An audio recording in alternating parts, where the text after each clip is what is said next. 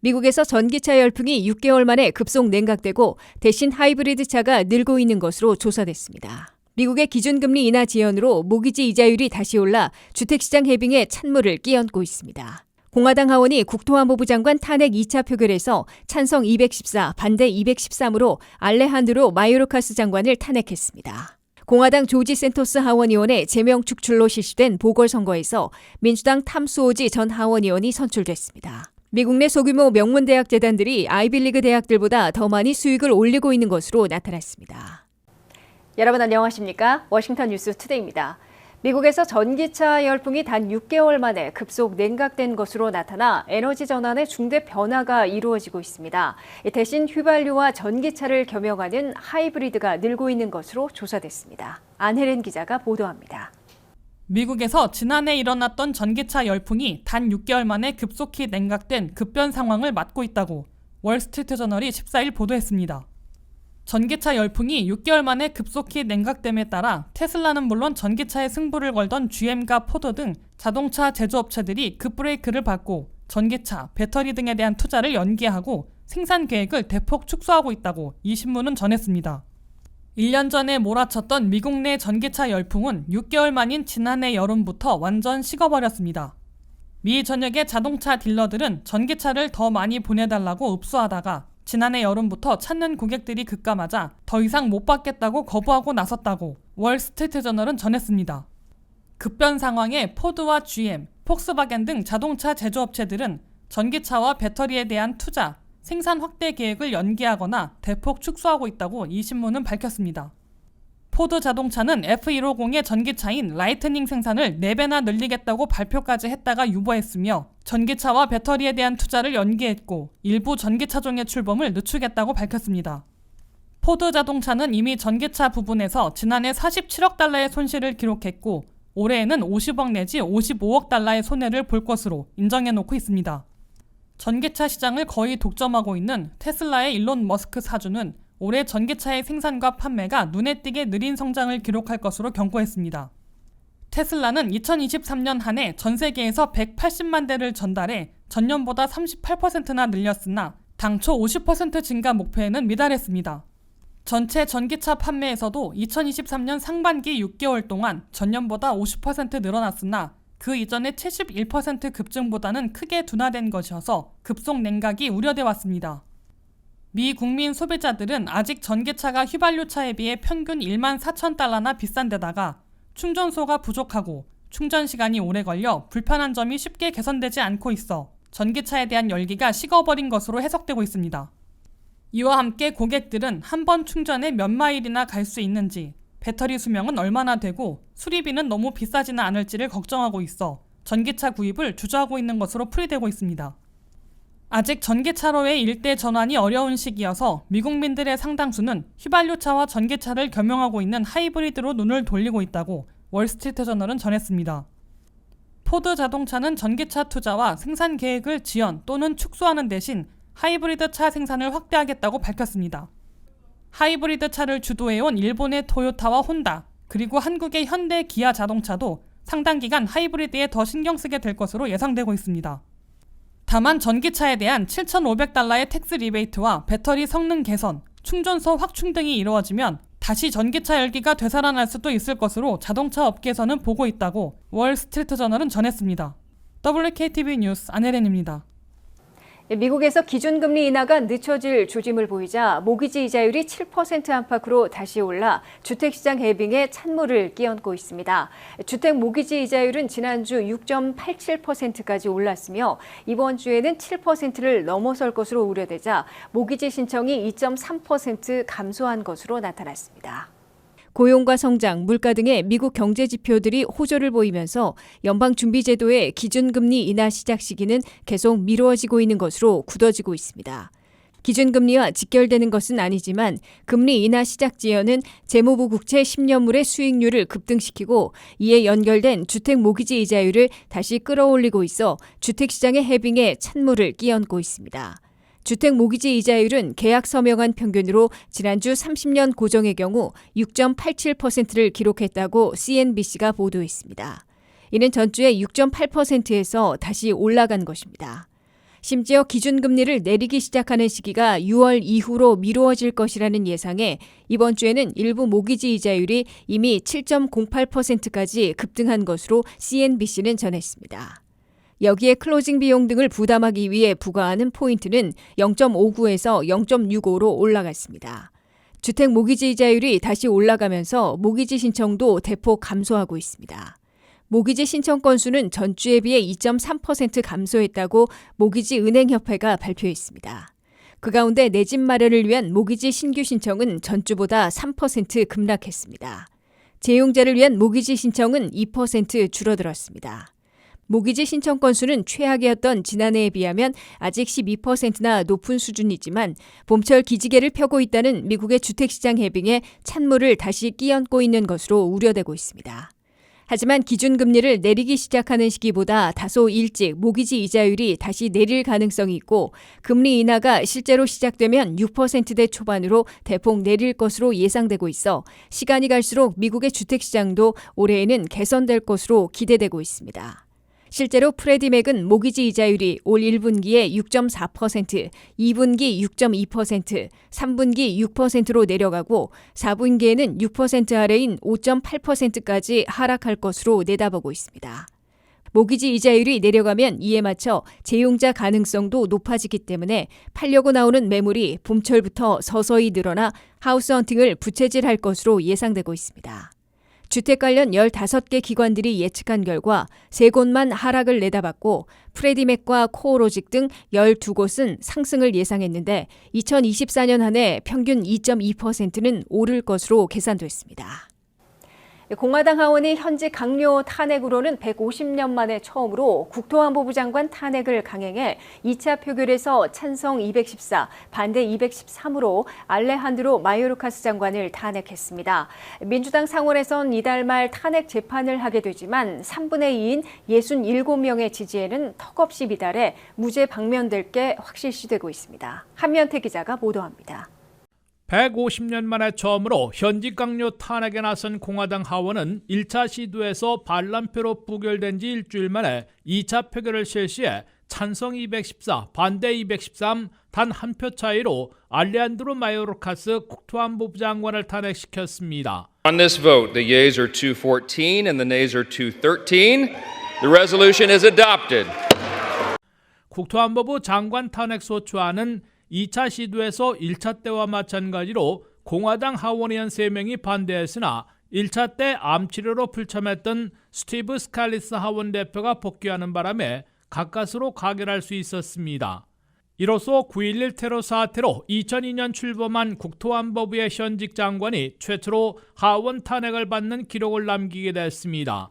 또한 미국에서는 150년 만에 처음으로 현직 강요에 대한 하원 탄핵 소추안이 가결되는 역사를 쓰게 됐습니다. 공화당 하원의 탄핵 소추안은 마요르카스 국토안보부 장관이 고의로 국경단속법을 집행하지 않아 미국민 신뢰를 상실했다고 2가지 탄핵 사유를 적시하고 있습니다. 공화당 하원의 탄핵 소추안 가결에 따라 민주당 상원은 이달 말 개회하는 대로 국토안보부 장관에 대한 탄핵 재판을 열게 되지만 3분의 2인 67명의 지지를 받아야 하는데 턱없이 부족할 게 분명해 무죄 방면될 것으로 확실시되고 있습니다. 연방 상원을 장악하고 있는 민주당은 물론 일부 공화당 상원 의원들도 알레한드로 마요르카스 국토안보부 장관을 탄핵하려는 것은 공화당 하원의 무리수라고 일축하고 있습니다. 현직 강요에 대한 하원의 탄핵은 미 역사상 1876년 이래 두 번째이며 150년 만에 이루어진 것이지만 공화당 하원의 무리한 추진으로 꼽혀왔습니다. 공화당 하원은 마요르카스 국토안보부 장관이 탄핵시킬 만한 개인적인 범죄나 부패 혐의가 전혀 없고 바이든 행정부의 국경이민정책 책임자로서 불법 입국자들을 막아내지 못했다는 이유로 탄핵을 추진해 선거철 정치 공세로 반박당해 왔습니다. 결국 마이크 존슨 하원 의장이 이끄는 공화당 하원은 선거철 위닝 이슈로 떠오른 국경 이민 정책을 놓고 파상 공세를 펴려는 것으로 해석되고 있습니다. 더욱이 공화당 대통령 후보로 굳어지고 있는 도널드 트럼프 전 대통령도 바이든 이민 정책을 강도 높게 비판하며 선거전을 펴고 있어 국토안보부 장관 탄핵을 바이든 행정부의 국경 난민 이민 정책에 대해 실패로 몰아붙이는데 핵심 무기로 삼으려는 것으로 관측되고 있습니다. WKTV 뉴스 한면택입니다. 공화당 소속 조지 샌토스 하원의원의 제명 축출로 실시된 보궐선거에서 민주당 탐 수오지 전 하원의원이 되찾아 공화당 하원의 다수당이 더 좁아지게 됐습니다.